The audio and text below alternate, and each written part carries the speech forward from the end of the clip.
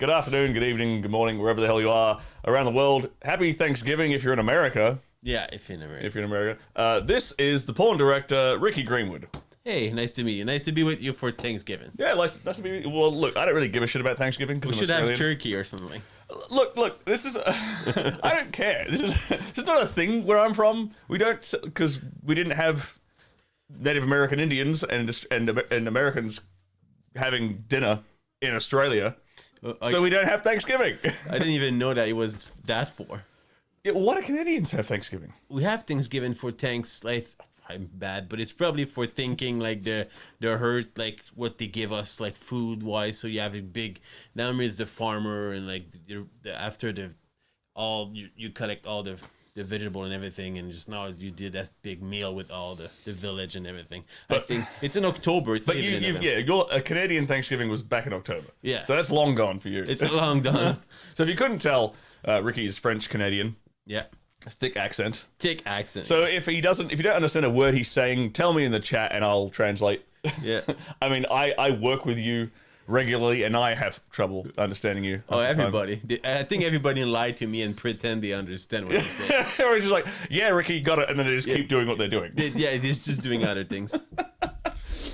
So, how long have you been a director now, Ricky? In the adult industry? Yeah, in the adult industry. We'll say 3 to 4 years. 3 to 4 years, okay. Yeah. And before that? Before that, I was like I did like some TV shows in Canada, some like web shows. Web shows, TV shows. Yeah, and also reality TV stuff. So like, yeah. Really? Yeah. Damn. Now you're doing quasi-reality porn. Yeah, it's another thing. It's different. It's different. The world of like mainstream is just like you're always waiting, especially if you're a director, you're always waiting for the next project. So you're doing something, and after that, you'd be 6 months not working. Right. And after that, the new project for 2 months, and after that, another 6-7 months not working. So like when they offered me that job, it was like you will work every month. So like, okay, that's money coming in my bank account every month. So I said, I will do it for a few months, and after when I get another gig, and I will leave and. I never left. And you never left. Yeah. So how did you get that first off? Like, who offered you the job to do porn? Mile High Media in Montreal. And they saw because they're in Canada. Yeah. Okay. And you were living in Canada at the time. I was living in Canada at the time. And they just seen your other work? No, a friend of mine was an editor there.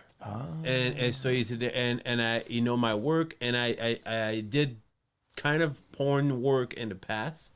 I was working for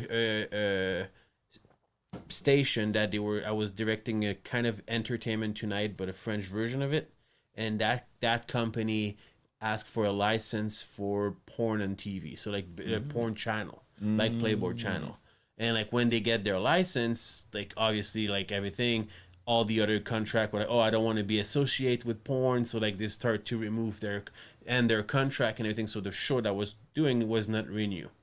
But because I have a contract with them for a year, they asked, okay, what we can offer you, it's working for us in that field. So I did documentary for them, a sex documentary and stuff like that, and TV reality. And after that, when my contract ended, I was like, I didn't like my experience at first there, so I said, no, I'm done. And I ended up doing other stuff otherwise. And like when they called me, I didn't say yes right away. I was like, I was not sure. So he said like, why do you want to work with us? I explained that I didn't like the experience. I didn't like the way the people were working in that industry and everything. And he told me it's not the same thing. It's just that it's completely different. And like when he bring me here, I realized that it was completely different. Yeah, porn is very different from it's. I will say, porn in America, in Hollywood, in LA, is different. I don't think porn in like other country, like I think it's what people think it is. Yeah, a little bit. Yeah. I mean, I know back in Australia, it's more of like a passion project. Yeah. Than anything, because it's not really a moneymaker. No, but like in Canada, it's more like, I think not all of them, but like most of the small studio are kind of own or like flirting with the organized crime in there. Really? Yeah. So the biker, the gang members. They've all got like fingers in that pie. Yeah, they bring you the girls, and like, or if you use a girl, like if you go to a strip club, it's like, hey, you want to work with my movie? And just like, oh yeah, okay, and you end up doing a scene with her. Like after that, you have a guy coming at your door, so hey, she's my girl, so you owe me like that amount of money or something. Really? Yeah. So like, yeah, I don't know if it's like still like that now, but like when I was working there like 10 years ago, that's what also was. That is so ironic because like all the big porn companies that hire us in Los Angeles are based in Canada. Yes. All the real big, all like Mile High's based there. Yeah. Mind Geek's based there. Yeah. Gamma is based there. All these are the main studios that own all the brands. OnlyFans is not there too? I think OnlyFans is based in Ireland. Or it's like ManyVids. ManyVids is based there, yeah. ManyVids is based there. All this stuff is like, all the porn industry is so weird because most of it is shot in America, but it's owned by Canadians. Yeah, it's a different. Like I don't know for the other company. Gamma, and don't know that much about them. I work with them in the past, but I don't really know. Mile High, they're like, it's a funny story because there is the owner of Mile High's dad start as a movie distributor.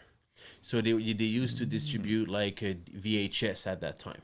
So they were one of the biggest distributor of VHS. Yep. And the other competitor, again with him, was doing art porn, like Deep Throat and all those big budget movies. Oh yeah. But way back in the day. And he jumped in, but he was doing like more like the Gunzo type of stuff, yep. You know, like on the fucking handheld camcorder. All this stuff that just like great sex, just fucking, and it everything. sold really quickly. Yeah, and he was making more money than the other guy who was. I just picked those nice, like fancy movie, and he ended up doing movies, and they will end up working together at some point. And later on, he basically was doing his stuff, and he said like, he never really, because he was buying movie, he was not producing movie, he was buying movie from other studio, and all the movie that he was buying, they were not exactly what he wants, so he decided to create his own company, make his own stuff, and made his own stuff the way he wanted them. That's kind of how I heard. That's how like John Stagliano, Evil Angel, and like Rocco Siffredi kind of got started. They were like, they saw like the camcorder, and they were basically like, hey, we could use this to shoot porn on. And then just POV and Gonzo was invented kind of around that same time. I think it's always the same battle in like Gonzo or like versus story driven. Yeah. And like which one is more popular and which one. I mean, now like you direct most of the stuff that you direct is, well, pretty much all the stuff you direct is story driven. Story driven stuff. Very, very story driven, very artistic, very cinematic. Yeah, because like that's what I learned. That's your background. That's my background. I will never be able to do like, I will suck at it. I will be like, that would be the worst porn movie you'll ever see. But you make really good, like, well, award-winning and award-nominated content. So you the guest last night, I had Aiden Ashley on, and we were talking about the movie she was in, Killer on the Loose. This is the director of said movie, Killer on the Loose, which I was also in, by the way. Yeah, it's true. Might point that out. I was also in the movie. Didn't receive any nominations for my part in that movie. No, but you will get for the other one you did with me, The Cure. I got nominated. Yeah, the other. Yes, my best actor nomination was for you. Yeah, The Specialist. The Specialist. Well, you play in The Cure, but The Cure was not allowed for this year. Will be allowed for next year. You think we'll get a nomination for that? Oh, you're amazing in The Cure. Thank you. Like the people love that movie more than they love Killer on the Loose. Really? Yeah. Fuck yes. All right, next year. Mark my words. I'm getting a fucking award next year. But you get one for The Specialist. You think? No, but I mean you get. I get a nomination. Yeah. Yes, I don't know. I'm up against some pretty stiff competition with that that category. I don't remember. Although it's so I got the nominations for best actor in a featurette. Yeah. And porn has all these weird categories when it comes to awards because it separates all the different types of movies. It's like there's awards for Gonzo, which is just like a camcorder and a couch and people fucking, no storyline. Yeah. There's awards for full length like movies, and then which is like the Killer on the Loose. And then there's awards for featurettes, which is just this category in the middle where it's like, it's not a full-length movie, but it's not a Gonzo thing, it's something else. It's a little scene, kind of. Yeah, and I mean, that movie, that thing where I'm the specialist, where I play a gynecologist, is probably like 30 minutes. Oh, it's more than that. I think it's almost an hour. Oh, okay, so it's an hour-long thing. Yeah. All right, fine. Because I think it's about around like 45, 50 minutes. Yeah. But that was the funniest fucking... So the plot to this movie is I'm a gynecologist, and Cody Steele and his wife, Ashley Lane, are having troubles in the bedroom. Yes. Ashley Lane is in a lot of pain when they have intercourse. And so they come into my office, and I examine her, get her in the stirrups, examine her, and she has a... what was my line? I had the funniest fucking line I've ever read in a porn script, and it went... It would appear that your tiny penis has barely perforated her hymen, and that's why she's in quite a lot of pain. Yeah.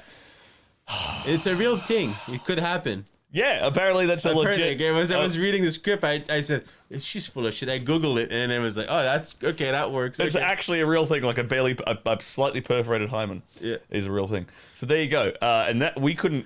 Fuck me, it took us a good 20 minutes to get that one take. Yeah. Because Ashley Lane kept cracking up laughing. I would crack up laughing. Cody Steele was cool as the cucumber. He was like fine. He didn't laugh. Like he got through every take. Yeah. But he get mediated in that movie. Very good. He did a great job, man. Like and he got nominated for that too. Yeah, that's right. Yeah, he got nominated as a supporting actor. Yeah, about non-sexual. Yeah. Yeah. So that was a fucking fun day. And I like this is why I wanted to get you on because I really enjoy being on your sets. Yeah. Like the vibe you have, your crew is always really fun to be around. Like your PAs, your camera guys, they're all they're there to do a good job, and they have fun while they're doing it. But that's the point. I fire people, or I not fire, but I didn't rehire people because of that. Like most of the time, I had a guy when he was very rude for like the talent, and it's just like, okay, dude, it's just like, and he's a good camera guy, one of the top camera guys. Just like I said to you, and it doesn't work. It doesn't mean that doesn't mean you're not good. That just mean that like it's not work for me. The vibe, we were there to having fun. We're just shooting porn at the end of the day. So like it's just like it's supposed to be fun. We're having fun and we're laughing. We do it seriously, safe, but we still like doing it in a fun way. Yeah, and it makes my job easier. Yeah, when everyone's having a good time. Yeah. When it's not like high stress environment where everyone's like freaking out. It's like, okay, gotta get a boner here, guys. Like, chill out for a minute. I had this like I sometimes I feel bad for people because they get like they just like the guy's like jerking off and he's just like and like sometimes we're like all sitting around and waiting for him to just jerking off and you're just like. And you don't want to be doing anything because you will make it worse. So you're kind of like not making a noise. And the guy's like, sorry, he's like, no, it's good. And you're like, motherfucker, I have another thing to shoot after. And it's just like, okay, let me just leave the room. And you all leave the room. And it's just like, and the girl, man, oh my God. Especially when it's time to come and the guy is not there and he's just like jerking off and she's like, and waiting. Because that's something that a lot of people won't probably understand right off the bat when we talk about it is like the setup for the cum shot in a porno. Quite often, I mean, it's like I'm a guy who I have to set up. That's kind of like 90% of the time. I have to set up. I can't really like fuck to pop because it's porn. We're fucking at like weird angles and like the camera's got to see shit, so it can be kind of uncomfortable. But then there's some guys who can just go straight into it, fuck to pop, whatever. And that's something we don't really talk about. I haven't talked about in the show yet. Is like the weirdness of like a crew. Imagine this: a crew of people. So like Ricky and the camera guy and the audio guy and maybe another PA are all just sitting around on their phones, just chilling, trying to not make any noise or like psych the dude out. As the dude is sitting there trying to concentrate to get himself to orgasm, and then the girl is sitting there like twiddling her thumbs, just patiently waiting for a load to land on her face. And it's like, it's the most awkward, like, 5 minutes in the world. Just waiting for that to happen. And she's like, can I, and she don't want to, she's like, she offer help, but like sometimes the guy needs to be in his zone. So like, it's just like, but dude, I just like, it's and I work on all type of like I do trans, gay, lesbian. Yeah, you do everything. Yeah. So like everybody like I have a story like a guy one time a guy was like, so okay, I need to like set it up. I said okay. So he's like set up, and I was like, I look at him. He's look at his cell phone. He's watching porn and jerking off, and I was like, what the fuck he's looking at? And I just go, and he's looking at a video of himself fucking someone, and it's just like, oh, you jerk off on your own self when you just like, dude, I'm the best in the business. I need to jerk off on the best. And I was like, you motherfucker. That is the talk about an ego. Yeah. That is like the epitome of narcissism right he's there. jerking off I'm on gonna his jerk own off to shit. myself. Like there's a beautiful woman in front of me. I'd rather look at myself having sex than look at her. That's good. Hey, look, because sometimes I can relate to that because you kind of got to snap yourself into a different headspace sometimes to sort of to lose control to the point where you orgasm. Yeah. As a male talent, you sort of need something different. Yeah. Because you've been fucking for like 30, 40 fucking an hour. Yeah. Minutes long, and you're like, all right, like, yeah, I'm here, but I'm not like losing control because you've had to be in control for the last 60 minutes. You've had to not orgasm. You're focusing on not orgasming for the last 60 minutes. So you get to a point where you're like, all right, I need something new to like snap me out of this headspace so I can come. Yeah, because like that's your thing. Like for like the old thing, you're about to come is no, and now you change your mind and you think about other thing, or you will slow down to make it not come. And after that, the asshole will be like, okay, now it's time, let's go. And all right, hurry up now, because hurry up, we gotta go. Go. We're paying by the hour for this location. All right, move along. Yeah, that's the thing too. Okay, let's talk about. There's a bunch of stuff I want to talk to you about, Ricky. I'm glad you came on the show. This is great. Have you ever had a guy fail on your set? Yeah. Yeah. So, like... You want me to say his name? No, don't dox anyone. Some people are, like, nervous right now. I want to give the audience, like, an idea of, like, how much does that cost you when a guy fails? It depends. I am lucky enough, knock on wood, I always get like some like people at last minute to show up. And now with COVID it's very, very difficult because he needs to be COVID tested and all is like quarantine and stuff, that you have a lot of loophole that you have to that's almost impossible. But like before COVID, like I will be like, if the guy failed, I will call and it would be like, okay, can you? So basically we're losing time, basically. So you're basically just paying for the location fee. So, like, if you talk money-wise, we're losing maybe in 2 hours, 2 or 3 hours, depending how far and how much time it take me to get the guy. Is that even for like a dialogue-heavy movie scene? No, if it's a big dialogue heavy movie thing, it just like it never happened. Like normally, if the guy fail, now you're fucked because like you have to reshoot everything. That happened. I was gonna say, like in the movies I've worked with you, they've all been like, if the dude had the sex scene is at the very last thing we film. But like, the example I can give you, my first ever straight movie I did. Okay, it was for Misa X, and what happened is just like we had like a girl. The movie was supposed to be shot in 2 days, right before the quarantine. Like on set, we're talking about like, oh my god, like that COVID-19 is getting worse. I don't know what will happen. Our industry's gonna go into quarantine. Yeah, we're about and so we did the shoot, and like I shoot the first day. So my plan was like dialogue, sex, sex, next day dialogue, sex with the other girl. So we shot half of the movie the first day with 2 girls and 1 guy. And the next day, she called me in the morning and she said, I have to go back home. It's crazy.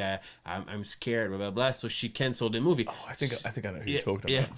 So we had to reshoot all the dialogue for the day before on the same day because I only have 2 days of shoot. So we have to, the new girls show up and say, okay, that's your dialogue. That's what you have to shoot. You have to learn it now because we have that. We have to shoot it right now. Yeah. So we have to do double the amount of work. Jesus. And we match it, but we try to patch like all the close up we didn't redo it because like we like over her shoulder. We put the same clothes so we didn't see her. So we clever. So we did that. So we save a bunch of time. But like the poor girl, she was like shooting nonstop. She was like pushing her, and she's like, and she just get the script the morning of, so she have to learn everything. And like obviously she know nothing because I called her right away, and she show up. Yeah. This is your 20-page script that you have to learn. Learn it. And we're doing scene 1 in 2 minutes. Okay.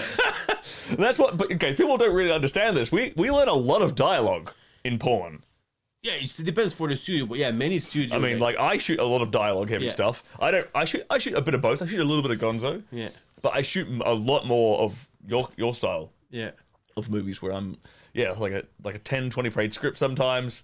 And with you, like with the specialist one, with the Cure, Cure. the one where I play a psychopathic doctor. Yeah. I'm pretty sure I got that script the day before, Ricky. Oh, probably. Yeah. And it was like a 20-page script. Yeah. And I'm in half the movie. I was like, Yeah. you son of a bitch, Ricky. Yeah. I'm gonna read this entire fucking thing. It's happened like sometime like because I work so much like I get the script and sometimes I read the script same as you. It's just like The day of. Yeah. Okay, we're doing this today. Okay. It's just like yeah. And so you don't write the scripts yourself. You get given the scripts. Depends. Okay. Like the Killer on the Loose, I co-wrote with Maddie. Oh, cool. Okay. Yeah. It's Maddie, the camera guy. No, Maddie Burden is my writer. Oh, okay. She wrote a lot of my movies, Yep. and sometime I will write the story. We wrote together. Yep. The one that I wrote by myself are very rare. I do couple like Because they're in Canadian, they're French. no, they're in English, but they're bad English. You can tell I wrote it. Of course. I think I have seen bits of your input into scripts, but when I'm reading your scripts, I'd be like, this looks like a non-English speaker wrote this. Yeah, the dialogue stuff like that. It's a bit weird. Yeah, it doesn't work. Are you sure you want me to say it like this, Ricky? Yeah, that's why I let people change some line. Yeah. Okay. You allow us creative improvisation. Yeah. Yeah. Yeah. It's pretty fair. Because I like the worst part is like I understand some director like that, some studio like that, but like for me the worst acting you can give me when you read it, when you say it the way you read it, it sounds fake. And sometimes I look at TV shows and like I look at like or like movies, and you can tell that the director want him to say the exact word, and the guy they don't talk like that. They just like it sounds like something was written. So like I prefer when like people use the word, they change it the way that it makes sense for them, and They also, say it in their own language, in their own words. and also like it sounds more natural. You know, exactly. Unless like, of course, if you say like okay, you like I don't know, you're supposed to like, the guy is your maid, and now she became your babysitter. You'll be like, okay, it's not working. Yeah. But like, or if it's a very important part, like for example, with Killer on the Loose, we have some moment that they're made for the big reveal at the end. Yeah, it's part of the plot. Yeah. So like, if you skip those one, or in porn you have the legal word. So those one you need to say. Let's talk about that. So let's talk about like the legal side of things, being a director in porn, because there's a lot of like your ass is on the line for a lot of things. Yeah. You need to be careful of what they're saying, what you're implying. Because in the script you have to specify a certain number of times if they are like step siblings. It depends of the studio. Okay. Yeah, in some studio they have rules. You have to say it 3 times. So you have to say if it's like step brother or stepmother, stepsister, stepdad, whatever, you have to say that 3 times in the script before sex starts. Yeah, and before you can call him daddy or something. Yeah. Before you can use any of those sexual kind of words. Some people they say 1 time and it's good. You need to establish that I'm not like to be like daddy. I'm not your dad. I married your mom. Like I'm your stepdad. I'm your stepdad. It's not now. Okay, you established that. You can continue. Now you can fuck her. Yeah. Now you can fuck her and call her dad in case she can call you dad. Some people also go as far as like you need to say 3 times. You also need to establish a time. So basically, you will be like, "I'm your stepdad. I married your mom a year ago." Because if you married his mom like 10 years ago, she raised him. So now he's considered a dad, so it's still not good. So you have to establish also a timing from what you. And is that stuff that's this is stuff you guys don't understand about what we do? Yeah. Like this is the complex legal nature of our job. But are those rules typically dictated by lawyers in the organization? Yes. And not necessarily. It's not like just the owner's preference. It's like his lawyers are saying, we need this. For example, more more big is the company, more complex are the rules. Yes. Okay, that makes So sense. like for Mind Geek, you have a huge like Bible, and it's just like you have to do all those things. You cannot do this, you cannot do that. You have to specify this, and it's just like, and like for me, it's because I work for so many studio. Sometimes I fuck up because it's just like, oh shit, I wasn't allowed to do that, so they give me a slap on the wrist. Yeah, it's like, you know, next time, don't do that. Next time, be careful. It's like I need to be careful. Okay, so you've got that to worry about as a director. You've also got, well, now you have COVID stuff to worry about as a director. So you've got to like make sure that not only are the talent test. So there's a tons of stuff here. So you got to make sure the talent have their STI tests. Yes. You've got to check that. Yeah. Make sure they're both, not infected and they're up to scratch. Then you've also got to check that they've got their, because now during COVID we have to have 24, sometimes 48-hour COVID tests. Yes. And you've got to make sure they've got their test and the whole crew have their tests. Yes, exactly. And you've got to do certain things on set now to keep it compliant.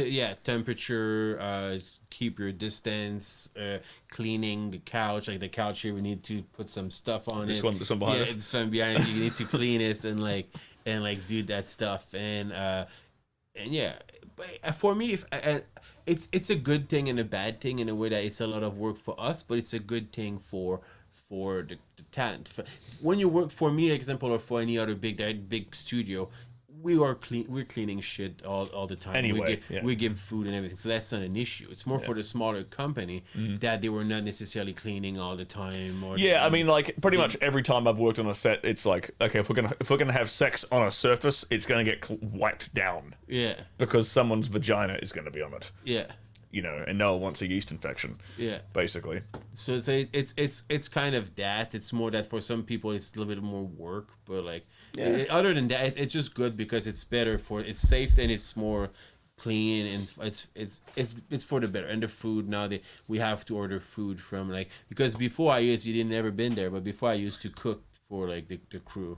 And so I will have meal, I will cook like a big meal and I will just have that. And everyone gets to eat that. We will eat that. Now we cannot do that anymore. Really? Now we have to order food. Everything needs to be packaged, seal, and send. But before I would do like a huge spaghetti sauce and we'll just pass it. And then everyone gets to eat. Everyone eats that. See, that's the thing. That's actually a rarity. Having some kind of catering on a porn set is actually kind of rare. Yeah. But I mean. Yeah, on bigger features, they always tend to order in like Uber Eats or whatever. Yeah. And it's like, okay, here we're gonna have a lunch break. Everyone orders something. The phone gets passed around, and we order lunch. Yeah. But okay, so we got that stuff, COVID stuff, testing. Then there's the issues of like consent and like sexual consent and stuff before we film a scene. Yes. So, because you have to do you do this as well, don't you? Like you record. Before the talent has sex, you record them saying certain things like you're here of your own free will. Yeah. You're not under the influence of drugs or alcohol. Yeah. These are all things you have to do. Yeah, that's the thing that some studio ask for it. Not all of it, but like they ask and I bring my own stuff to help the talent. And both sides, like sometimes the thing is like sometimes you will every time you will do like everything I'm okay with it or the guy will be like everything is fine. So what Ricky's saying here, he's talking about going over people's no lists. Yes, like what they are and aren't comfortable with doing during the sex scene. Mm-hmm. And like you just said, a lot of the girls will be like, "Oh, I'm fine with everything." Yeah. No, you're not, honey. Yeah. You're not fine with everything. And I'm not judging. I need to know that because I can stop the scene. Because the thing is sometimes the girl will be shy to stop the scene. She's new and she don't want us to think that she's not good or something. And she doesn't want to get not booked again. Exactly. So she won't stop. She'll endure something that is actually making her very uncomfortable or she's not okay with. Yeah.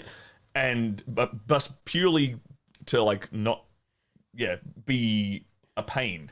Yeah, exactly. Or you will have a girl that she's in the mood and she's like you slap her because you were in the moment and you slap her and she'll be slap me again, but she don't like that, but she don't want to ruin the scene, but she'll get into that character and say it. Just say it. And so for me I will I would be like, oh, did she like it? Did she don't like it? I would look at my monitors. It's like, I'm not sure what's happening. And You're trying to read her body language through the monitor. Yeah, exactly. So like, and I can misread it.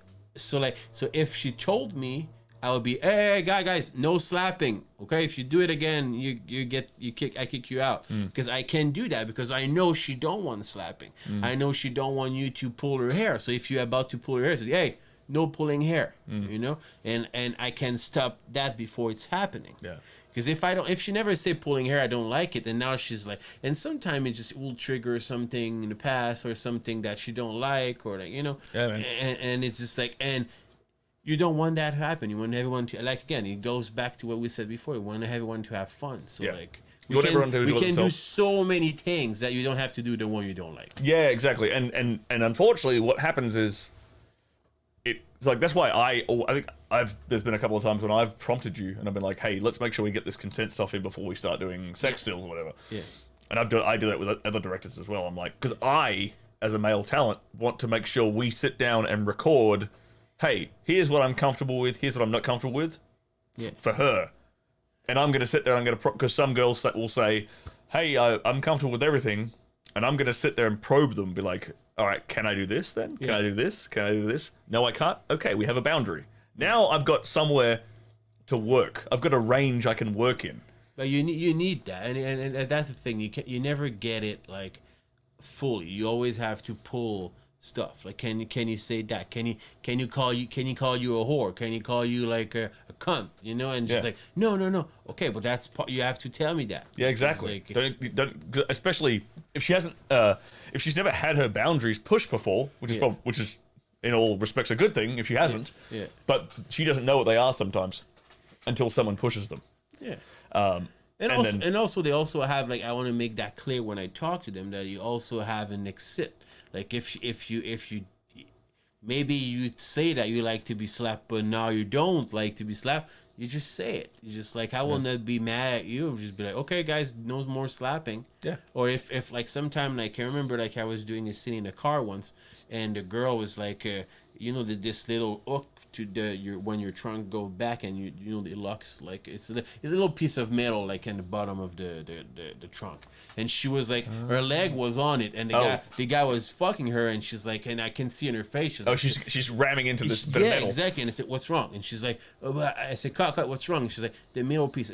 Why didn't you say anything? I didn't want to stop the scene. He's like, I did it. So now I would just grab a pillow, put that there, boom, close up of her face, and we're good. I fix it in 2 seconds. Why did you let that go for like 5 minutes? Like, I can relate to that because I do that as a guy. Like, I'll just like plow through something really uncomfortable, like my leg bashing into like the corner of a table, if it means we're just gonna get through the scene. Yeah, but it's no point if you stop. It doesn't help. Take you 2 seconds. You say, guys, give me 2 seconds. I will pull the table for like 1 or 2 inch. Yeah. Your leg will pass. And everything will be good. And like, he will go, the camera guy will go close up to her face. We'll never know that happened. Yeah. It's just like, I don't understand why you guys going. Because not every director is as accommodating as you, Ricky. That's why. It's just some directors are like, oh God, you cut. Oh. Fine, you big pansy ass. Yeah, we'll move the table or whatever. Some directors are like that. The table. It's 2 seconds. It's just like, it's not even far. No, exactly. So that's like all the consent. And then the problem is, it's also sort of on you. If worst case scenario, if a girl ever did have a complaint about something happening during the sex scene, it comes back to you and the male talent, right? Yeah. It comes back on your like. So you're sort of held accountable for like what's the sex acts that are happening on your set. Yeah, it's my job to make sure everything is safe, that everyone is in a safe place as much as I can. I cannot like know, like, if I have no clue, you know. It's just like I try to keep like everything safe. I try my best to make sure that everyone is okay, but like at some point you can miss like some call or some single or something that lucky for me, I never happened to me, but like I hope it doesn't happen to you. Yeah, but I can understand it. Sometimes I don't want to defend directors or performer, but like sometimes it's not thin line that like it's a thin line, yeah. It's just like you think that everything was okay and it was not, you know. Especially when you lucky for me, I think the reason why it never happened is that we never do crazy stuff. We're always kind of, I would say, vanilla porn. It's more like the craziness is in the scenario. The story. Not the sex itself. It's in the story. Yeah, exactly. The sex is kind of basic. Yeah, we never do a lot of like crazy choking, slapping, like spitting or stuff. It happens sometime, but when that happened, I'm more into that. Like I'm more there, and I mean like, and make sure that every step of the way is okay, and and we go there. And I will even, like, if we do a rough scene out in the middle, I will just, guys, if everyone is okay, not too rough, okay. It's just like, or if I feel that male talent is going too rough, I'll be like, slow down, dude, a little bit. We don't need to do that far. That's not the studio or something. That's not what we're shooting here. Yeah, exactly. Yeah. You keen to take a few questions? Yeah, for sure. Let's look through. We're going to scroll through this chat. There's a couple of questions up in here. Greetings, Zion, Killer Beast. Good to see you. Is this one of yours? Mum's Secret Past? Is that one of yours, Ricky? Yes, Mum's Secret Past, yes. Esky says Mum's Secret Past with Nathan and Kit Mercer is one of my most sensational scenes I've ever seen. You made an awesome job, Ricky. Congratulations. Oh, thank you. It was fun. And Nathan was not sure at that. I think it was the first time I gave him a huge part. Oh, yeah? Yeah. And he was not sure that he was kind of nervous to do that scene, but he was fun. And same thing for Kit Mercer. She's a phenomenal actress. Yeah. We did a movie with her called Slide. It will be come later, I think, at this end of December, beginning of January, where she play a lawyer, and she's very, very good at it. Nice. Yeah, she's very good. I like working with Kit Mercer. She's fun. And he says he's a big fan of your passionate style. Oh, thank you. He wants more Kit Mercer scenes. There you go. Yeah, we have the slide. It was be one of them coming. Yes. Happy Thanksgiving from Shozan. Oh, happy Thanksgiving. How does one become a director? College, work your way up from a porn star. There's a few directors who started off as talent. Yes. They become popular talent, and then they basically get given producer roles. Yes. And then they sort of slide. They might have a camera guy. They'll hire a camera person, and then they'll produce the things that they front. That means they front the cash. They'll hire a camera guy, and then they'll start to learn the director role. Yeah, while they're doing it. It's very hard because even like when you start, like I said, I did a couple of short film. But you went from being sort of more mainstream to then transitioning into this industry. But even that, it's not the same way to direct, because directing a story, I know how to direct a story.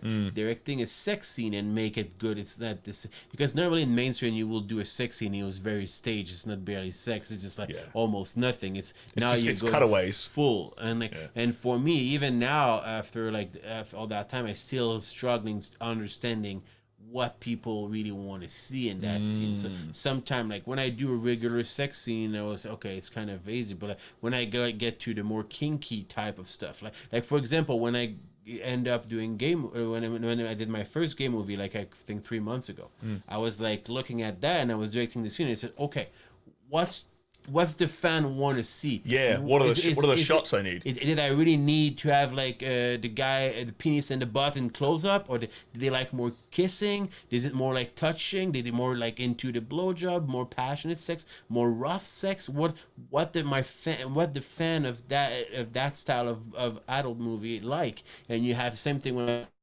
Like, what do they want to do a trans woman on top of a man? They want to see a trans woman on top of a cis woman. They want to see two trans women together. What is it like? What they want to see, you know? And so now you have to question and try to understand every fetish, like a foot fetish. Is this okay? What pleased them in foot fetish? Like the mommy talking? Like that's one of my struggling, because like for me, I feel that she say enough, and they always like more, and I'm just like, okay, how much is If more? you're shooting like a mummy fetish scene, they're Yeah. she needs to say the word mummy more.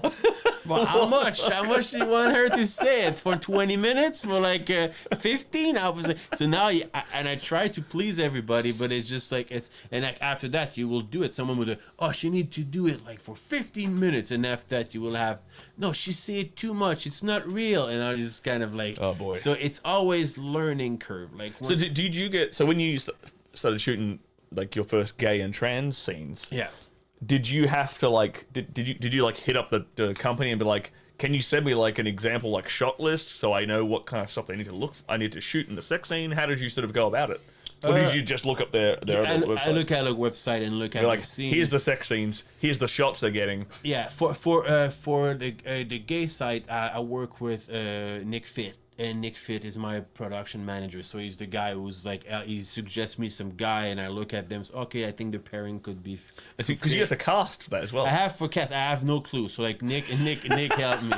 He just that's. It's funny because it's just like he said, oh, what about Samuel and Mike? And he said like, I have no clue those guys. So I don't know who these people are. And he sent me those, like, I'm having breakfast, and he sent me those naked dudes. Like, there's two guys. It's like, oh, okay, they look good. Okay, you're having your cereal, and you get a naked man with his schlong out. Yeah, and it's like they look good. I guess they can perform. It's just great. Like, it's like, go ahead with it. And it's but it's funny. But it's so I'm there, and you will help me. Like, oh yeah, they like that, this, so like, and it's also a different type because like gay, it's different. They will like guys with big beard, maybe a bit more chubby. You don't necessarily need to have always muscle guys. You know, you have different type of more skinny, more tall. Because you have in the gay scene, you have like the twink, yes, who is like the skinny kind of like boyish type. Yeah. Then you have like the bear, who is like a bigger sort of hairy. Like me, I would be me. You'd be a bear. I would be a bear. Right. Yeah. So they've got all these different kind of aesthetics, right? Aesthetics and also different type. You have to appeal to different, so like different kind of like fantasy, and also you have like the thing that you don't think about is like bottom. You know, like the guy, it's not because the guy is doing gay that he's like doing, he will do a bottom scene. Maybe some guys are just topping, some guys are just bottoming, they're not topping. So it's very like the casting. So you have to know that when you're casting. When you cast, you have to look at all those. Like sometimes people will send me a request, oh, book those two guys together. Yeah, it's two guys who are topping. So that'll never happen. That'll never happen. That's why you never see them together. Are there agents in the gay porn world? Yeah, they have. They have agents. Yeah, agents. Yes. So you can rely on them to sort of tell you this. But like most of the people, or like I will say a good part of the people, are independent. They're free agent. Yeah. What about in the trans scene? Trans scene, the guy, or they have no agents. Right. They have like I think one agent that should deal a couple of girls, but like most of them are. It's a lot of work. Like trying to book them. Yeah, no, not trying to book them, but like for me, I will go on Twitter because I have the 10, 12 girls that I use normally, but I like to give like, you know, like more variety. So like now I'm going Twitter and it's okay, this girl, she's following this girl and she's following this girl, and after okay, where she's living, and it's like, oh, okay, she's living in Colorado. Oh, okay, that's not that far. Oh, she's in Vegas. And I send them DM and I talk with them and say, okay, what do you want to come here to shoot? This is how you can find new talent. Yes, but when you do that, you have no clue. You have no clue if they can perform. If she can perform, if she will be there, if she will be there on time. You know, like if she can act, because I have dialogue. You've got dialogue. Yeah. There's a whole pile of new challenges. It's a guess, but like I find some people like that in and there that like I keep after that. I keep rehiring, and that's good. And it's also like it's at the end. It's also like, you know, porn is like you have the stars. So the stars attract people. So you can like when you have a new girls, like even if she's beautiful and stunning and everything, you cannot have like, even if you put her there, she will not attract a lot of people because she's new. So you always need to bring you pair that with a star. Yeah, and then make it work from there. There's a couple more questions in here. Is this French? Wait, is that French? Yeah, it's French. Oh, what does it say? It's an I to you. Oh, hello. Yeah. Welcome back, Anna. Anna's on our stream all the time. She's a very frequent guest. Zion said, how common is it that women don't want their hair pulled and to be slapped? Are there more women that prefer hair pulling and slapping? In our industry, like it's the hair pulling thing, a lot of these girls have extensions in. Yes. So it's fake hair. So you can't pull because you'll pull the hair out. Yeah, you will just like, or it's a wig. Or it's a wig. Just like get a wig out. Yeah. Fucking thing comes right off. That's my worst. I love pulling girls' hair, and most girls like having their hair pulled. Yes. But a lot of the girls in our industry, probably half the girls in our industry, wear fucking extensions. Yeah. So I can't. Yeah. So that's the case with our industry specifically. With the slapping thing, not every girl's into slapping. No. But like I can get a vibe off of a girl. But it depends if they're slapping. Slapping on the butt normally, if it's not like Oh, a crazy slap. I think he's referring to like slapping slapping the face slapping. face. No, a lot of people it's a no. There's but it's a no, also a no with a lot of companies. Yeah. A lot of companies don't even want to shoot that. Choking also is a lot of no's. Yeah, and a lot of girls like to be choked. Yeah. But a lot of companies don't want you to shoot that. Yeah. So there's sort of like we're not just taking the girls, we're taking the girls' boundaries into consideration first, obviously. But then there's also I have to think about, okay, what does the company even allow me to do on this scene? Because I don't want to be in the middle of a sex scene, and even if the girl's enjoying it, do something, and then have the director be like, "Cut, we can't use that." Yeah, Right. it happens to me once. Recently, a male talent that I like to use. He was coming back for quarantine, and he was in the moon, and the scene was very romantic and everything. And he started to fingering the girl, and he put two finger, and I was like, okay. And after that, he put the whole N inside her pussy, and I was like, cut. So like. You forget the rules. You cannot put the thumb. You can't put the thumb in. Yeah, so you just 4 fingers. Come on, it's 4 fingers. Just like you cannot pass the thumb. That's the rules. That's really a rule. Yeah, it's a rule. You cannot. Who's that? Who was that for? I don't know. I think for most of the studio I work, you can in America you cannot put a full hand. Really? Yeah. I did not know that. You have to just 4 finger. Shit. Yeah. Damn, I like fisted girls too. Yeah, but I guess like it depends on where your credit card company is, or Yes. where you host your website. Okay, I'm glad you mentioned that. So that's the reason why, everyone. You might be wondering, like, oh, why are these lawyers making all these kind of specific rules and things? And it comes down to those two things. One, who is the credit card what company is processing the credit card information for the website for their members? Because they dictate what they will and won't allow. Yeah. On the website. And you don't sometimes you will play it safer because you don't want it'll be a nightmare. Imagine, like, for example, MindGeek, their credit card company says, okay, we're not processing everything. It's a lot of money. That's millions of dollars a day. In a day. Gone. Yeah. If you fuck up. They prefer to play safe than being sorry. So that's the thing that, like, you prefer to, like, some companies, smaller company, they don't mind. And also they're not overlook at everything. So, like, a big company, again, like MindGeek or Gamma or, like, other, like, Evil Angel, they're like a big target because they're popular, so like they look at them more than they will look at like a small independent studio. They're going to be scrutinized a lot more. Yeah, that's and then also you said with the hosting as well. Yes, depending where you're some where is like you're hosting your website. Some country are more easy on what's happening. Yeah, because I know this happens with sort of clip sites like ManyVids. It's based in Canada. They won't allow. So ManyVids is a site where porn stars like me will sell our own videos. Yeah, and they won't allow certain things like, I think, blood play and like piss play. I think. But blood is illegal everywhere. Blood's illegal everywhere. Piss. I don't know. I'm not sure. I never do that. But blood, it's allowed to have blood when it's not sex related. So, for example, if we're doing a scene and like period stuff. Yeah, even that. It's the okay. They don't even allow period blood. Nothing. No blood is supposed to. When sex happen, no blood. Yeah. And no blood could be like, for example, the what's leading or outro to the sex, also no blood. Yeah, you can't cut from a dead body murder scene to then cutting into a sex scene. So for example, like she killed a guy and like his blood all over the floor, and after that her husband came saying, "Oh, I'm glad you did that." So, and he starts having sex on the bed, but the body is there. You cannot do it. Even not allowed. Cut. It's like you cannot have that. Yeah, and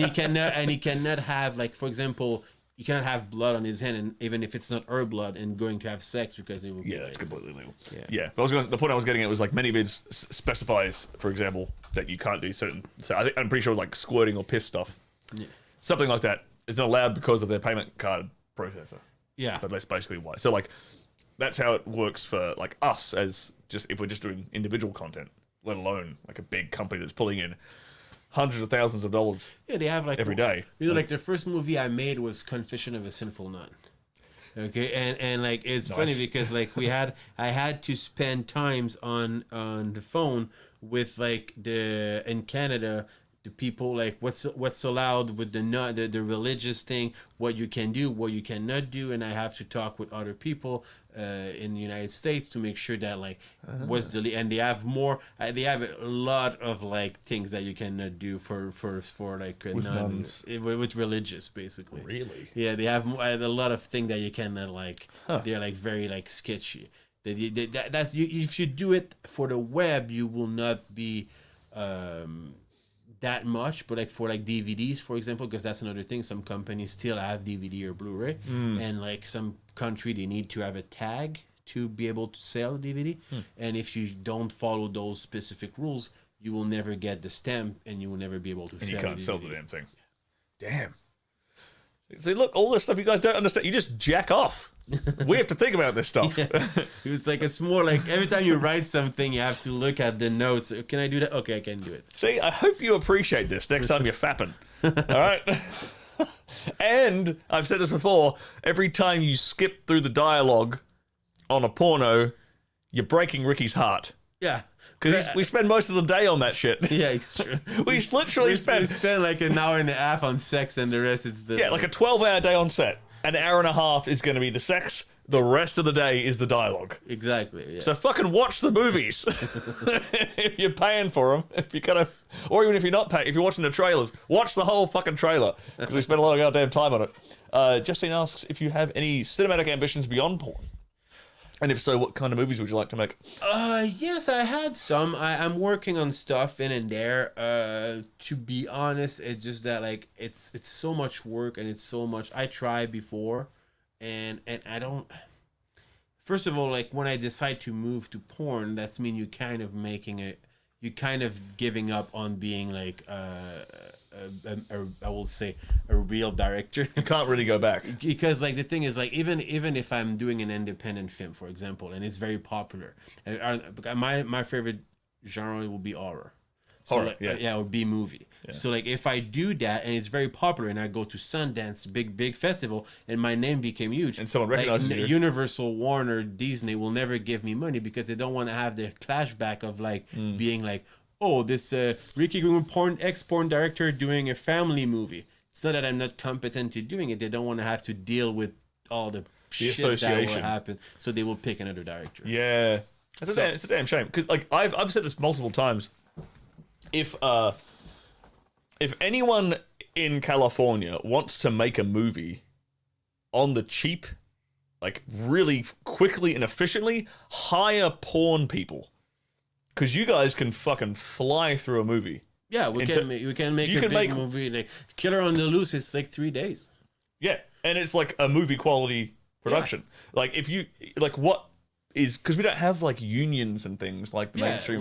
We don't have unions. You also have it's go faster. Obviously, it's not like as elaborate as like big production will go, but it's just that we have a certain way to work that it make efficient and easy. Very efficient. We work all the time, almost like we work a lot of day in a year, and we know what we're doing, and it's fast. So I always say that, like, and me included, like most of the people who works in porn, they're very talented people with issues.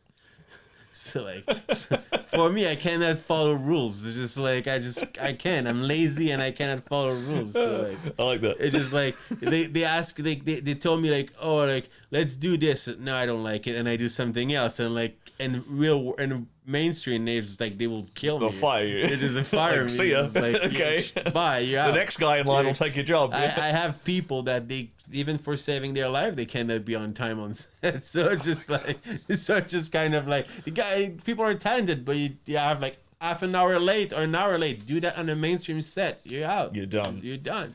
I'm glad you mentioned that. That ties very interestingly into this question from Simpatico. How do you feel with female talent who are only in it for the money? So I have this. I've said this multiple times in my stream. I lump the female talent into like 3 different categories. Mm-hmm. There's the girls that are genuine nymphomaniacs. Yeah. Who are as a male talent perspective. So maybe you have a different perspective as a director. But for me, it's like the third of them are genuine nymphomaniacs. They're fucking great to work with, make the day easy.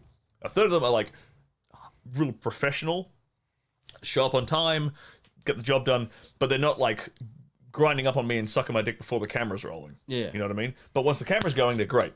Yeah. But they're still professional in their approach. And then there's another third that are kind of divas, where it's like, oh, you're just lucky to be in the presence of my vagina. Yeah. And they're the ones that can be a pain in the ass to deal with a lot of the time. When it comes to like, I mean, your casting is pretty on point, if I'm being honest, from what I've seen.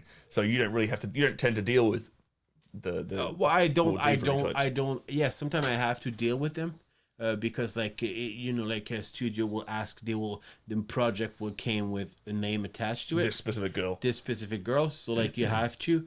Normally I will like, I've not a lot of people that I will refuse a project, but some girls like I will refuse a project. I said like, really? I'll say change the cast or like you'll find another director. Yeah, and it's dependent on them. Like they will say yes or no. Depends of like if they really want me to direct it or not. But like, and what makes you draw the line? You need to be kind with other people. You need to be like, for me, it's like you need to be kind with the crew. If you're a bitch to the crew, I will put you on my no list right away. Yeah, it's just like, and normally you have 2 chances. Like if like you will do a shitty thing, and I will be like, okay, maybe you had a bad day. Maybe you broke up with your boyfriend. Maybe I don't know, something happened and you had a bad day and you were not in the mood and you were bitchy. If I get you another time on set and you're still bitchy, just like, and it's also depending on like the status of the girl, but like most of the girls, they will have 2 strike and after that they out. Sometimes girls that you have no choice because they're big, so like I will give them a third chance. But like that one, if you blow that one, it's just like you're done. We're done. Because I found that with some girls, they get it tends to happen more with like the younger girls, not so much girls that get into it in their like 25, 30-year-old. Like, I've never seen this with a MILF. I've only ever really seen this kind of attitude with like a younger girl who gets into it at like 18, 19, 20, 21, and then she blows up. She's great to start with, and then she blows up, becomes really popular in like 6 months, and then 6 months later, 12 months later, she's a different person. Yeah. And she's got this attitude about her, and it's because they, like, no one is holding them accountable for their bitchiness. Because they keep getting work. The fans love them. Even the fans still love them because they don't actually have to deal with them. They don't know. Yeah. The companies keep casting them because they bring the money, and the directors have to work with them because the companies are telling them to hire them. Yeah. And then me as a male talent, hooray! I get stuck with this girl who's got a fucking massive ego. Yeah, but for me, normally when I'm doing it, when I'm forced to do it, but not forced, but when I'm like what is came with the project, because they never give you like they said this person needs to be in a movie. Yeah. So what I'm doing, sometimes I will give her like if it's just like iffy, I don't want to work with her, she'll be a problem. I will give her a shitty part. Like I will give her like a part, like I will say I call it the throwaway scene. Right. The throwaway scene is like, it's like basically when you have, because sometimes a movie, to sell the movie, you need 4 scenes. 4 sex scenes. 4 sex scenes. But the scene really need 3 to make it sense. For example, the kid will have like sex with his mom, his aunt, and after that he have a threesome with his aunts and his mom, and that's the movie. That's the movie. Yeah. Okay. But like you need a 4th scene. So you will have like the uncle having sex with his mistress, or you will have like him having sex with like his cousin or something. A scene that have no link to the story, but it's just there to give you a 4th scene. Yeah. So in that scene, because like she will have like 2 or 3 pages of dialogue, and then she's done. She will be there for like 2 or 3 hours, and so she's in and out of set quickly. Quickly. Yeah. So you give their that. So like. Okay, I'm glad it's not just me who has this opinion. At least I'm glad it's good to hear that it's similar from a director's point of view. It fucks up everything in a way that like people like male talent will not be happy. Their crew will be like, they will see her name on the list and be like, oh fuck, we're working with her today, and they're just like, and so like you want to get that out done out. Because I've put more over this last 12 months. I've put a lot of girls, not a lot. I put more girls on my no list. Oh yeah, over the last 12 months. I'm starting to I gotta put my foot down more. You know what I mean? I'm just like, I don't want to give a bad scene. Yeah. And I know if I get partnered with certain girls that it's just going to be a shitty day for everyone involved. So I'm just not like, give that job to somebody else. Yeah, that's the thing. It's just like, and that's the thing. For me, that's what I said. It's like, if you really, really want to have her, just ask someone else to direct it. It's just like, and give me something else. It's just or we'll just ask some other company. Danny asks, just curious, are you only a director or are you also a male talent, Ricky? I'm just a director. Nobody wants to see me naked having sex. That will be the worst scene ever. Thank you, Danny, for asking that question. I just wanted to see. I knew the answer. I just wanted to see Ricky's reaction to it. That would be terrible. Who wants to see that? It is like, it would be very bad. How? Because I'm sure there's going to be guys watching this right now. Do you get guys DMing you saying, "Hey, how can I get into porn? Can I get into porn?" Yes, I get some. I don't answer that because it's just like you get too many of them. What? Because you get too many of those. And I don't get that much, but it's just that I don't know what to say to people how to get into porn. It's just like, if you want to be a male talent, it's so easy now in a way that like, if your goal is to have sex with all the big performer, I will tell you right away, it will not happen. It's just like, you will like to get there. It just like, it takes a lot of times in a way that I got there. Yeah, but what I mean, it's just like, you will start, the way it will work. Okay, the best way if you want to be a male talent, you go to find an agency. That agency will show you to everybody.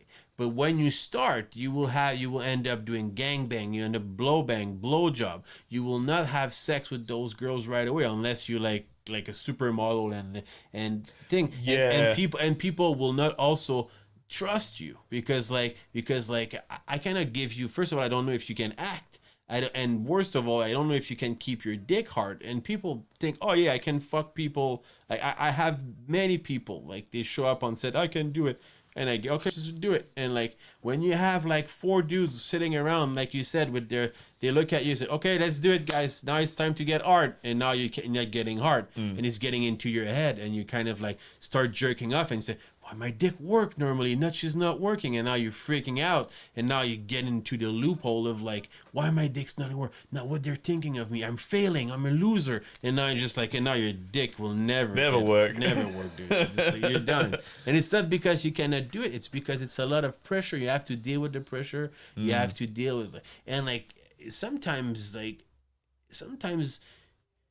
you need to be able to have sex with anybody. Yeah. And the thing is, sometimes the girls is pretty, but he's not your type. Yes. And you need to get hard, and you need to come, and you need to give a good performance. And if some people don't understand that, it's like, for me, if the girl was not my type, I will never be able to get hard. I will be like, yeah, sorry. Because you're not a pervert like me. Yeah, but it's not just that you're not a pervert. It's just that like, you have to like, it takes a special type of mentality.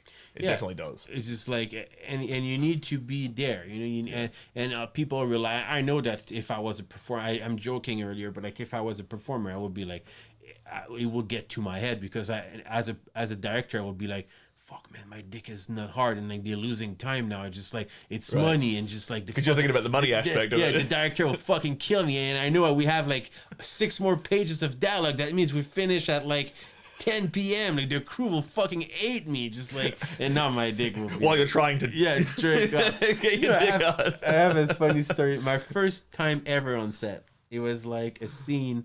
I was not a director at the time. I was a production manager, so I have to visit the Mile High set to make sure everything was like working.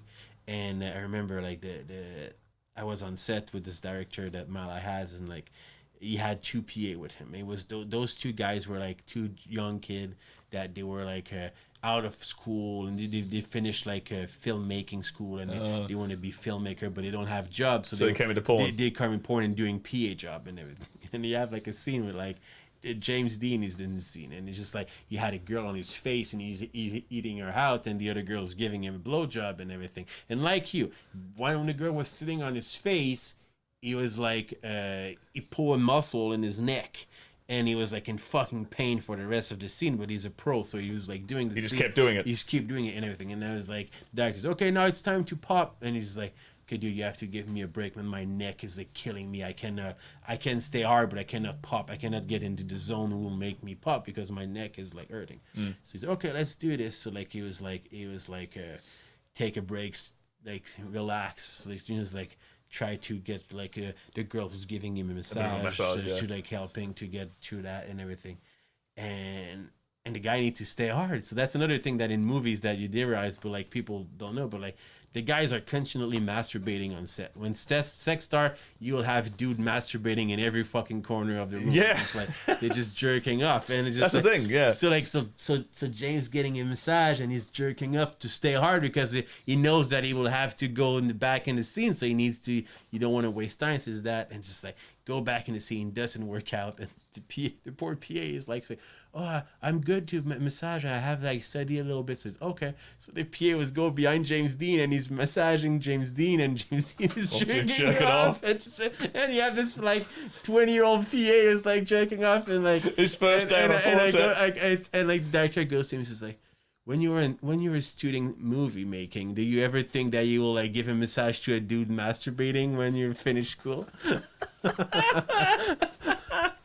But it's just that picture of like, it's just like this guy masturbating and you're just giving a massage, and he's like, I will never think that it will ever happen to me. But like, the bright lights of Hollywood. Yeah, it's just like this. Not what you're thinking of.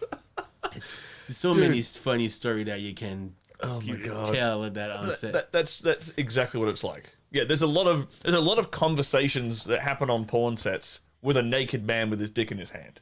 Yeah, like all the time. I was like at one time I was like sitting and I was like looking at the scene the camera guy is doing thing, and Steve Owen was like beside him and he was talking to me, and I was like, and I didn't look at him, and it was like at some point he was like making weird noises like, Steve, are you jerking off when you're talking to me? He said, yeah, I have to get ready. And I was like, and I turned around and he was sitting beside me with his fucking huge dick, and just like, hey, it's just like, dude, you have to do that sitting beside me when you do it. Well, right? look, if you can, here's the thing, if you could do that sitting beside Ricky, then you probably could do porn. Yeah, probably. If I'm being honest, like, you've got that capacity. Yeah, because so like a lot of guys will hit you up. A lot of guys hit me up.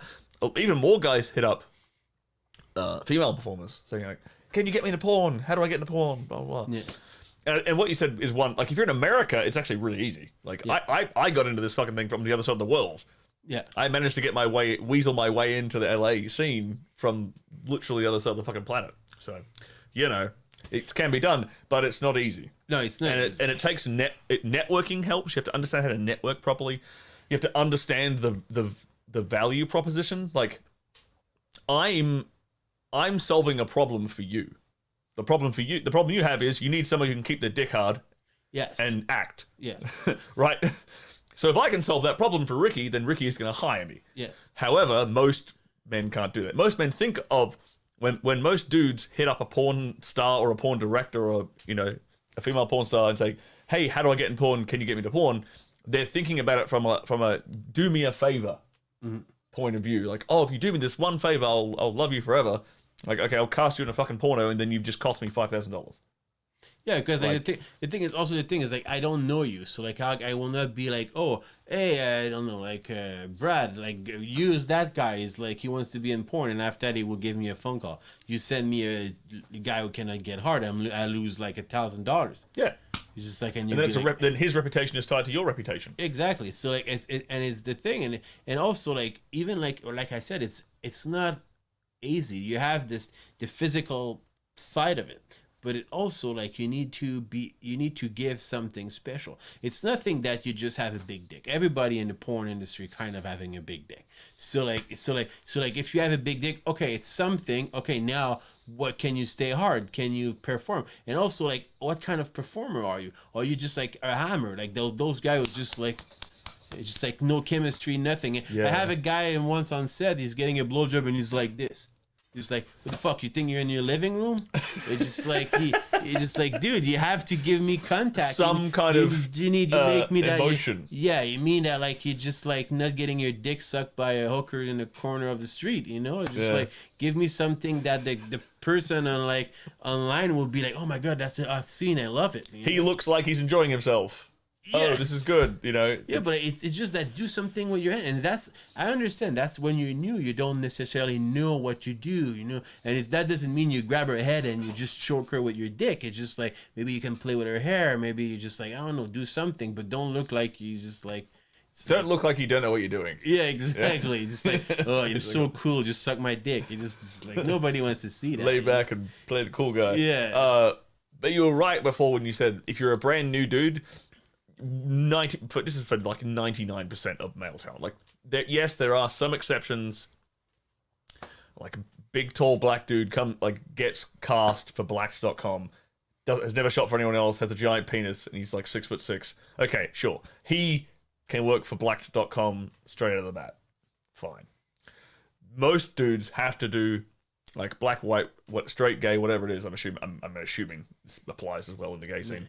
Have to do like the blow bang circuit to prove themselves. I will say that gay and trans is a little bit different because the pool is not that big. Huh. Okay, gay is a little bit bigger, but trans if you're a pretty woman and like you they will probably like you will probably jump some scale because you'll be like, oh shit, okay, it's a very good looking woman, oh my god, she's sexy, and we don't have we are not tired, but we see those pretty women. You've shot the same women. We see the same women. In my last 4 movies, I have the same girls. Right. Now we have new girls that we discover. She will jump ahead a little bit because you want to bring some, because the pool is not that big, so you want to have new blood in it, so that jump. But in straight, you have so many new girls every month, and so guys try every month that if you don't have something like special, you just I will say the same thing for women. It was also the same thing. Yeah, some women are there for 2 months, and after that they never get you never see them again. Yeah. They're done. They're in and out. They get shot out. Yeah. What's really quickly, thank you very much. The PDMD one for the $2.99 super chat. Thank you so much, sir. This is an interesting question. Is the talent greater than the industry, or is the industry greater than the talent? The what? If the what? Is talent greater than the industry, or is the industry itself greater than the talent? Oh, that's a good question. Isn't it? I will say it's like who has more power? The industry itself or the talent? I think we need both. Yeah. I think it needs to be. I think in the past it used to be like the industry was bigger than the talent. Now I feel like it's the talent has a lot more power nowadays. I will say no to that because the reason I will say no to that is just you can be any big stars. You became on OnlyFans, for example. You became that big fan because like you used to do porn because you shot for all these other companies. You shot for this company. Yeah. So now I will say that you can build your star power, and after that you can get out of the porn and continue waving on that, but under a certain level. After that, the problem is like now a lot of girls coming in. So me as the industry, I would be okay. That girl, it sucks. She left. She was great. I love her. Blah blah. She's popular. She left by her own. But I have this new girl that I will grab it and I will bring her there too, and she will probably leave also. But when that girl looks like, because it's always like that's the business. You always be, you're the next Belladonna. You're the next Riley Reid. You're right. Yeah, you're the next Riley Reid. You're the next Abelo Danger. So basically they get, okay, those girls were out. Okay, that girl is there. They will try to make her like that. And what happened is just like people will be like, oh, okay, Abelo, we love her. And oh, that girl's coming up. Oh, who's that girl? And now you start forgetting about that girl. Now, oh, I love that girl. And you forget about that person because like she's not there everywhere anymore. Yeah, she's not there on like where she's not on your, because OnlyFans is just like it's technically is not ending up on Pornhub, is not ending up on X video, is not ending up on those things. So, but that's what people like consume most of their porn. So now they are looking at X video or porn, I would say, oh, that girl is everywhere. Who's that girl? And now they're kind of falling in love with that girl, and I mean, that girl is everywhere because she's doing porn. Yeah. So that's the thing. So and after that, I'm always happy when a person is like starting porn, and after that she became her own boss and doing her own content and make her own money and just like, and she own what she's doing, and it's great. But never forget that you need the porn industry. Don't forget where you came from. No, yes, and you also need the porn industry to that's the people who made you a little bit that popular. Yeah. You can always bring me some name who's saying that like, oh no, it's not true. That look at that girl, she never did porn and she's super popular. Okay, but like, it's just like the vast majority. Like, look, yes, there are some girls, say for example, on OnlyFans who, pull in big money who've never done porn, but the majority of the biggest earners on OnlyFans are all porn girls. Yeah, and I can also tell you the other way around. It's like she's making money, but like maybe she will make even more money if she did porn. Yeah. Maybe she will have a bigger fan base. Imagine you have your fan base is really there, now you go get another like 10,000 more. It's more money that you will get there. Exactly. I want to end on one. I'll ask one. We're going for like an hour and a quarter, man. This is we've blasted through this.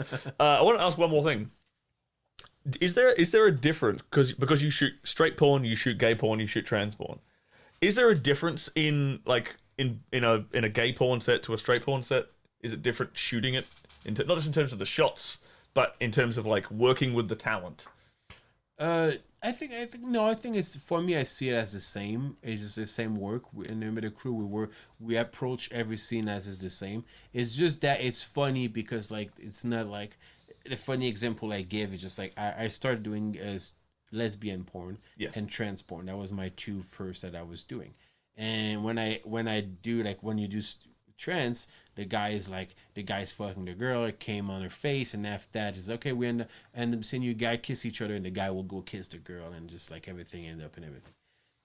When I did my first straight movie, because in the trans scene, the guy is ejaculating on the trans girl's face. And then he's kissing like his own semen. He don't give a shit about it come in her face. Gotcha. Yeah, and now you have like, and I'm going to like doing my first straight movie, and you end up the scene. So, what do you want me to pop? So come on her face. Okay, cool. And you come on her face, and it's like, okay, cool, guys. Okay, now you're just ending the scene. Go, just make out with her. Make out with her. It's like, well, what? It's just like make out with her. I cannot make out with her. I said, why? My semen's on her face. I come on her face. Like, so what? It's just like, well, I cannot taste it. And it's like, oh my fucking God. It's just like, okay, fine. Just like lay down on the side of the bed. This is your first time doing a straight porn. Yeah, it is like, who's this weirdo? He's not eating this jizz off this girl's face. I have that scene written that was one the other day. It's like, okay, you jizz in you masturbate and you came in your hand and you just lick it, and it's just like, and it's just because you like it, and you're just like, what? He's like, you lick. I'm not licking my jizz. Okay, fine. I will put fake cum in your hand. It's like, I'm not letting cum at all. It's just like, okay, fine. It's just like, it's just make me my job more easy when the guy is by and they just don't give a shit. Right. Like, I can do all the crazy shit I want to do. The guy's like, okay. Right. You can probably be a lot more creative in gay and trans porn, I imagine, than you can be in straight porn. With what you can get the dudes to do. Yes and no. I will say like I get more creative when I get bisexual guys. Yeah. I think that they're like they don't care. They just do like everything you ask for. They just like okay, when you have sex with that girl, okay, you want me to have sex with that guy, it's okay. You want that girl to peg me. If they're a top and a bottom. Yeah, versatile like actors. Like that's why I work a lot with Dante Cole, because it's just like He's like I like working with him because it's like any crazy shit that I came up to, he's okay. He's coming up, man. He's really making strides. I see him everywhere now. Yeah, it should. He's a good actor. He's a good looking guy. He's a very good, strong performer. He's like this guy. Last time he was like, I was first time I said that in my life. He's just a girl. It's like, okay, you can come, and you just come on her face. He's like, oh, dude, my cum shot was super weak. And they said like, okay, it was like you just pop. What do you mean to do? He said, I will give you another one. So like, dude, I don't want to wait half an hour for you to give me another cum. No, he said, give me 2 seconds, and he just jerk off and give her a fucking huge load again. And I was like, Just like, get out of here. That is just phenomenal. Like, get out. Just I don't want to see you again. I hate you so much right now. It's like, get out. Yeah. There's a couple of questions. We'll finish on these last two questions. Is there anything that you look for, aside from staying hard in the pop shot? Anything you look for in a new male talent if you're going to cast a new guy in your movies? You need to be, first of all, you need to not be. The other thing is like getting hard that's the basic. Good actor is the basic, but you need to not be creepy. You know, so some guys are like who be like behind the girl, hey, what you doing after? You want to come just and I didn't know I was following. That's also give a wrong vibe to the girls and like to the crew, and you just like you don't want to have that. You don't want to have the fan guy. You know, the guy that is just kind of like, oh, he's giggling with the girl and just like is always following her or something and getting more. So you want to behave yourself when you're around like the crew and the girl. That's another Act in a professional way. Yeah, exactly. And most of all, it's just if you're a good actor and performer, it's just like it help you to help me to get you back. It's just like do you sort of if you were, so for example, when you booked me for the first time, did you hear about it through the grapevine through other people, or did you just like hit up my agent and he normally I will something? ask, like for example, in your case, I think I asked James Avalon.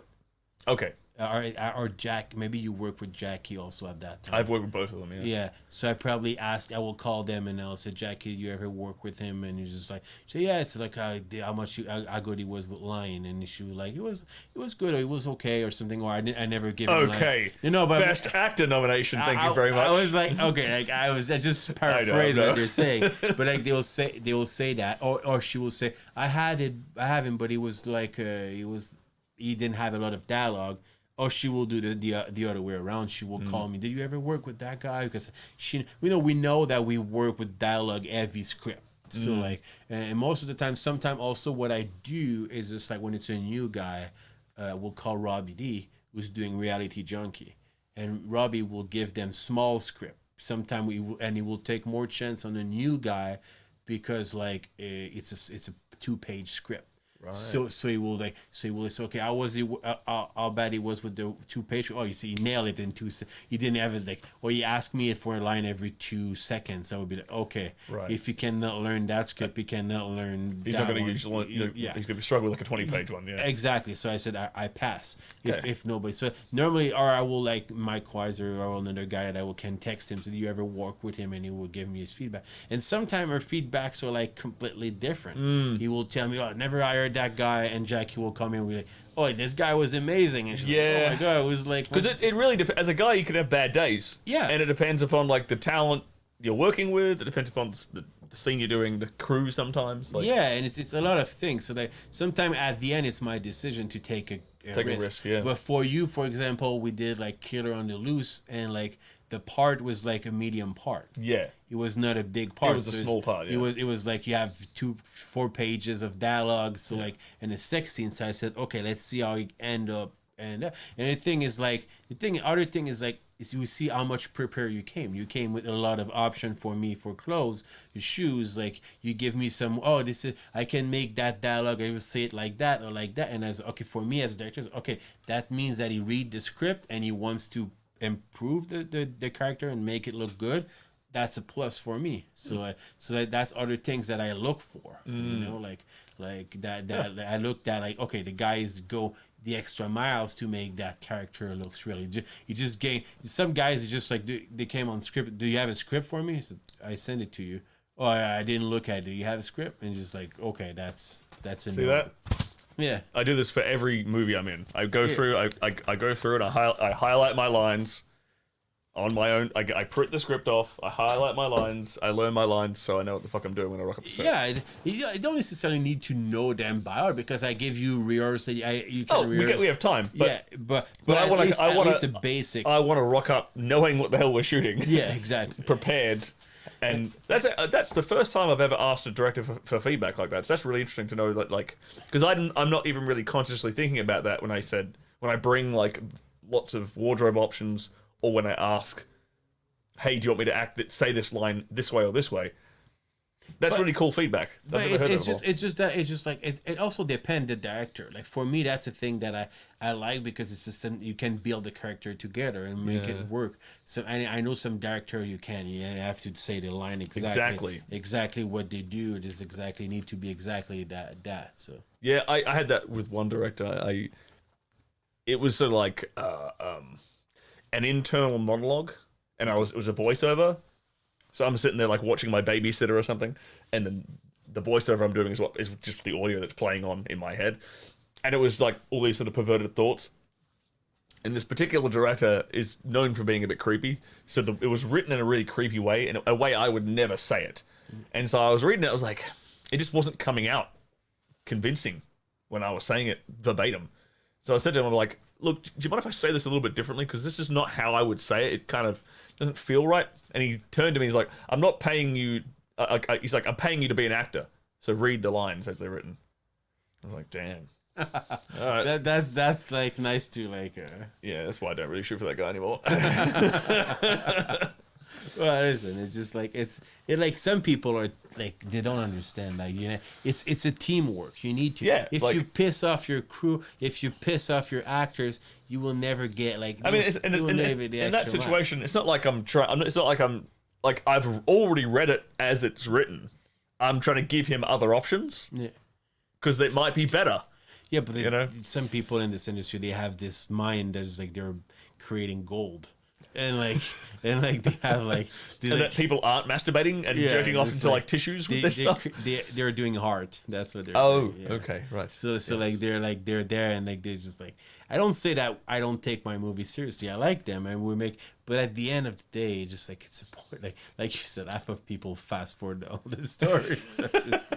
90% of what we spend our time on, people fast forward. Yeah, I like that. Sometimes we're doing a hard scene and like we have a lot of difficult moment and it's long, and I said like, and everyone fast forward that part. Yeah, exactly. Well, that's a good place to end it. Thank you very much for joining me, Ricky. Thank you. I hope it helps some people to understand. Yeah, give it a perspective on, you know, what it's like being a porn director and sort of how talent works with these guys. Yeah. You know, where can people find you? Your Instagram, your Twitter. I have Instagram and Twitter, but I don't know the handle. I'll tell you what your Instagram is. Let me find my Twitter, but I don't know my Twitter. I think it's X Ricky Greenwood X. I think. Yeah. I tagged you on it. Yeah, his Instagram is X_Ricky_Greenwood_X. Could you have made that more fucking complicated? Because like I don't know why Ricky Greenwood is already taken. So like I just like. Why did you pick Ricky Greenwood? Because it's like it's literally a translation of my name in English. Oh. Yeah. Oh, okay. So your French name translated into English. Yeah, to like, so that's exactly I just flip it in English. Well, there you go. That's why he's called Ricky Greenwood. And the Twitter, it's Ricky Greenwood in one word with an X at the end. There you go. That one, it was more easy to do. That was easier. You figured that one out. Nobody wants to be Ricky Greenwood on Twitter, so that's good. Right. Did you direct this movie, Easy Pickings? Which one is? This one, Easy Pickings. Is that you?